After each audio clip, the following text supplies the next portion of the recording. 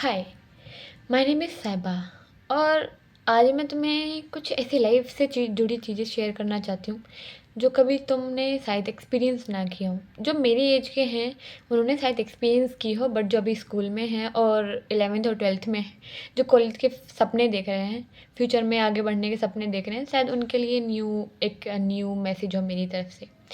जब मैं 12th में थी, 11th में मेरा स्कूलिंग जो हुई है वो हिंदी मीडियम से हुई है और यूनिवर्सिटी में मुझे एक अच्छी यूनिवर्सिटी में पढ़ने का मौका मिल रहा था, इंग्लिश मीडियम वो भी। तो मैं थोड़ी वरिड थी कि हाँ, हिंदी से इंग्लिश में स्विच करना है, थोड़ी मुश्किल होगी। बट एक्साइटेड भी थी कि मैं सोच रही थी जो मैंने स्कूल में किया है सेम वैसे ही पढ़कर मैं कॉलेज में भी ऐसे ही अपना नाम कमाऊँगी और आगे बढ़ती जाऊँगी। जैसे मैं यहाँ पर हूँ वैसे ही मैं कॉलेज में भी करूँगी। मैं बहुत एक्साइटेड थी उसके लिए। और कॉलेज का लाइफ का भी नहीं पता था क्योंकि फर्स्ट चाइल्ड मैं हूँ अपने पेरेंट्स में, तो सब कुछ मैंने पहले एक्सपीरियंस किया खुद से। तो जब मैं कॉलेज आई, इधर का माहौल देखा, यहाँ सब इंग्लिश में बात करते हैं और मुझे इंग्लिश में बात करना क्या, ऐसे hello hi how are you उसके अलावा कुछ नहीं आता था। और यहाँ टोटली इंग्लिश में बातें चल रही हैं क्योंकि सब इंग्लिश मीडियम से थे और मैं हिंदी मीडियम से, जहाँ पे सिर्फ मेरे पास एक लैंग्वेज सब्जेक्ट होता था इंग्लिश का। वहाँ से कॉलेज तक आने में मुझे बहुत बहुत प्रॉब्लम लगी। मैंने जब कॉलेज में अपनी फर्स्ट सेमेस्टर स्टार्ट किया, मैं बहुत ज़्यादा परेशान थी क्योंकि क्लासेस में टीचर प्रॉपरली इंग्लिश क्लासेस लेते थे वो, तो मुझे बहुत समझने में प्रॉब्लम होती थी। मैं अपने प्रोफेसर्स मेंटर से हेल्प लेती थी इसके लिए कि सर मुझे समझ में नहीं आ रहा, बट वो भी कितनी मदद करेंगे तुम्हारी। वो हमेशा कह दिया करते कि साहिबा, हम ऐसे बता सकते हैं आपको, एक हम पाथ बता सकते हैं, आप उस पे चलो और आप इसको जल्दी से कवर अप करो, बिकॉज़ ये कॉलेज है और कॉलेज में ऐसे बिठाकर नहीं समझाया जा सकता। उनकी भी बात ठीक है, ऐसे समझाया नहीं जा सकता। फिर मैंने खुद से धीरे धीरे पढ़ाई करनी स्टार्ट की, मीनिंग्स को पढ़ना स्टार्ट किया, उनके मीनिंग्स के मीनिंग निकालने स्टार्ट किए, ईजी वे में पढ़ना स्टार्ट किया।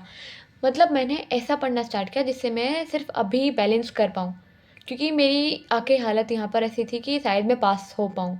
जो लड़की अपनी फर्स्ट डिवीज़न से पास होती थी, फर्स्ट आती थी, क्लास में मॉनिटर है, हर जगह अच्छे से स्पीच में पार्टिसिपेट कर रही है, हर जगह फर्स्ट आ रही है, हिंदी मीडियम से थी क्योंकि इंग्लिश मीडियम में लेना था, लेकिन डर नहीं था किसी बात का कि इंग्लिश मीडियम में लिया है तो शायद कुछ हो जाएगा, नहीं।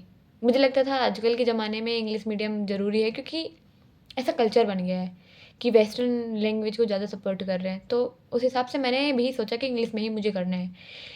मैंने ले लिया इंग्लिश में। इतना सब हुआ, अब सेकेंड ईयर में हूँ, अब सब कुछ ठीक है।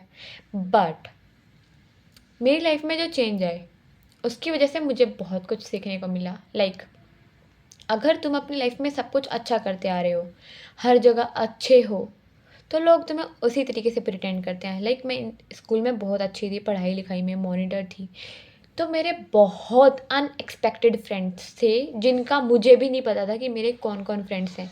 इवन मुझे अपने फ्रेंड्स के नाम भी याद नहीं थे। बट कॉलेज में यहाँ पर सबको मैं वीक, कमज़ोर और जिससे इंग्लिश नहीं आती वो लगी। उस हिसाब से मेरे बहुत कम, ना के बराबर फ्रेंड्स हैं, जो सिर्फ फ्रेंड्स हैं, जिनको मुझसे हेल्प नहीं, मुझे उनकी हेल्प चाहिए होती है, ऐसे फ्रेंड्स। उस हिसाब से तुम्हारी जो एक आइडेंटिटी बनती है लोगों के सामने, वो थोड़ी वीक लगती है। ऐसा ही कुछ मेरे साथ है। बट मैंने भी थोड़ी हार नहीं मानी। मैंने किसी भी क्लास में ऐसा फ़ील नहीं करने दिया कि मैं उनसे कम हूँ या मैं उनसे कमज़ोर हूँ। मैंने मेहनत की, मैंने स्टार्टिंग की, बट मैं उनसे तो अच्छी हूँ जिनको इंग्लिश आती है बट उन्हें मेहनत नहीं आती। मैंने मेहनत की और मैंने सब अचीव किया। ये अभी भी स्टिल कंटिन्यूइंग है क्योंकि एकदम से इंसान बिल्कुल परफेक्ट नहीं बन जाता। उसे टाइम लगता है परफेक्ट होने के लिए। मुझे भी अभी भी टाइम लग रहा है क्योंकि मैं अभी भी स्टिल इम्प्रूविंग में हूँ, ग्रोइंग में हूँ, तो मुझे टाइम लग रहा है। बट हाँ, ऐसा नहीं है कि अब मैं उस लिमिट पर नहीं पहुँची या उस टाइम पर नहीं पहुँची कि मैं अब कुछ नहीं कर सकती। अब मैं कर सकती हूँ। बट जो स्टार्टिंग पॉइंट था जहाँ पर मैं रो गई थी, स्टिल रो गई थी, मैंने अपने पापा को कॉल करके कहा, पापा मुझसे नहीं होगा शायद। बट मेरे पापा ने कहा मुझे तुझसे उम्मीद है, तू कर सकती है। तो वो मेरे लिए एक बहुत बड़ा मोटिवेशन था। और एक नई सीख भी कि लाइफ में तुम हमेशा अच्छे बने रहो, हमेशा एक टॉप पोजीशन पर रहो, ऐसा नहीं होता। अगर तुम उस हिसाब की मेहनत कर रहे हो तब तुम उस पोजीशन को हमेशा बना कर रख सकते हो।